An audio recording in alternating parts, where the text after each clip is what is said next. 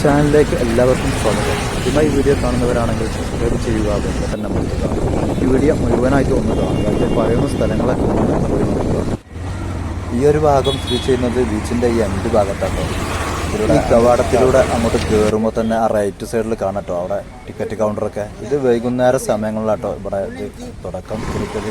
അതുപോലെ ബീച്ചിൻ്റെ നേരെ എതിർവശത്തിൽ നോക്കി നമുക്ക് കാണാൻ കഴിയത്തില്ല ഗാർഡൻ. അവിടെ ഒരുപാട് തൈകളുണ്ട്, ചെടികളുണ്ട്, നല്ല നല്ല തൈകളൊക്കെ ഉണ്ട് കേട്ടോ. ഇതൊക്കെ കണ്ട് ആസ്വദിച്ച് കുറച്ച് മുന്നോട്ട് പോരുമ്പോൾ തന്നെ കാണാം അപ്പോളോ സർക്കസ്. ഇതിലൊക്കെ ഒന്ന് കയറി ഒരുപാട് ഐറ്റംസ് ഉണ്ട്. ഇത് നമ്മുടെ ബീച്ചിലെ സ്റ്റേജ് ഭാഗം കേട്ടോ. സ്റ്റേജ് ഭാഗത്തിന് നേരെ ഓപ്പോസിറ്റ് ഇങ്ങോട്ട് പോകുന്നാൽ തന്നെ നമുക്കൊരു പാർക്കുണ്ട് ഇവിടെ. ഈ പാർക്ക് ഇപ്പോൾ സ്ഥിതി ചെയ്യുന്നത് ഇതിൽ വർക്ക് നടക്കുന്നത് കൊണ്ട് ഇപ്പോൾ ഇവിടെ ഓപ്പൺ അല്ല. ഇതിൻ്റെ അകത്ത് എന്തൊക്കെ വർക്ക് നടന്നുകൊണ്ടിരിക്കുകയാണ്. അതൊക്കെ പോയി നോക്കി അവിടെ കൗണ്ടറൊക്കെ ഉണ്ട്. ഈ പാർക്കിലൊക്കെ ഒന്ന് കയറി നോക്കി നല്ല നല്ല ഐറ്റംസാണ്. അതിന് നേരെ ഓപ്പോസിറ്റ് ഇങ്ങോട്ട് കിടക്കുക ആലിമരത്തിനോട് ചേരി. ബീച്ചിൻ്റെ അടുത്ത് തന്നെയാണ് ഒരു ആലിമരം കാണാം. അതിനോട് ചേർന്നിട്ട് ഇങ്ങനെ മുന്നോട്ട് പോയാൽ അവിടെ റേസിങ്ങിനുള്ള കുതിരകളെ കാണാം, ഒട്ടകങ്ങളുണ്ട്. ഇതൊക്കെ വൈകുന്നേര സമയങ്ങളിൽ ബീച്ചിൽ റേസിങ്ങിനുള്ളതാണ്. അതുപോലെ അതിൻ്റെ കുറച്ച് അപ്പോട്ട് പോയാൽ നമുക്ക് കാണാൻ സാധിക്കും അവിടെ അക്വേറിയത്തിൻ്റെ ടിക്കറ്റ് കൗണ്ടറാണ്. റേസും കാര്യങ്ങളൊക്കെ അവിടെ ഉണ്ട്.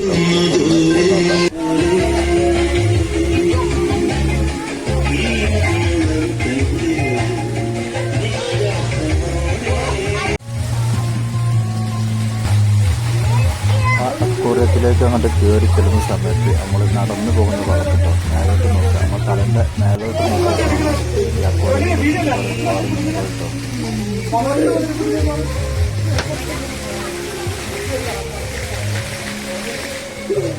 നമ്മൾ മറ്റുള്ള സ്ഥലങ്ങളൊക്കെ കണ്ട് ആസ്വദിച്ച് ഈ അക്വേറിയത്തിലേക്ക് ചെറിയൊരു വന്നൊരു സമയമാണെങ്കിൽ സൗണ്ട് അതൊക്കെ ആ ചെറിയൊരു ഇരച്ച് കാണുമ്പോൾ നല്ലൊരു ഭംഗിയായിരിക്കും കേട്ടോ.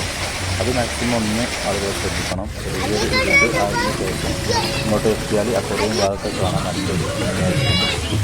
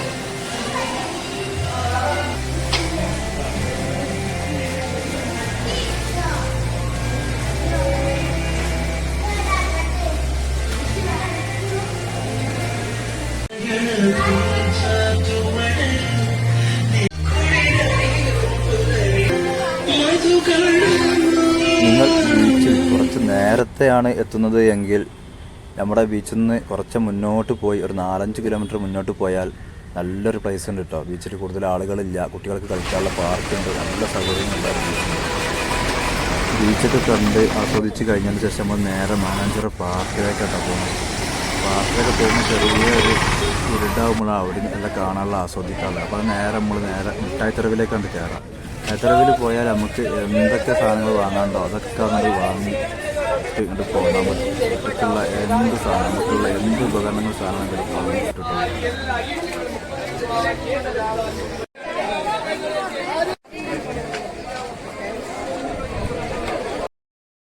മിഠായിത്തെരുവിലൊക്കെ പോയി തിരിച്ചിങ്ങോട്ട് വരുമ്പോഴാണ് മാനാഞ്ചിറ പാർക്കിൽ കയറേണ്ടത്. ആ ഈ ചെറിയൊരു ഇരുട്ട് വന്നപ്പോൾ അതാ പുതുതായിട്ട് ഓരോന്നുണ്ടാക്കി വെച്ചത്.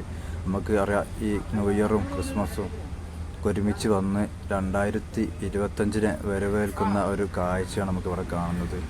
ഇതൊക്കെ കണ്ട് ആസ്വദിച്ച് നമ്മളിങ്ങനെ പോരുന്ന സമയത്ത് നമുക്കറിയാം കാലിക്കറ്റ് ഒരുപാട് പുതുതായിട്ട് ഒരുപാട് വന്ന മാളുകൾ, ഹൈലൈറ്റ് മാള്, ലുലു മാള്, അങ്ങനെ ഒരുപാട് മാളുകളുണ്ട്. അതിലൊക്കെ പോയി കുട്ടികളെയും കൊണ്ട് ഗെയിമൊക്കെ കളിച്ച് നമുക്കങ്ങനെ അതിലൊക്കെ കയറി ഭക്ഷണമൊക്കെ കഴിച്ച് അങ്ങനെ പിരിഞ്ഞ് നമുക്ക് വീട്ടിൽ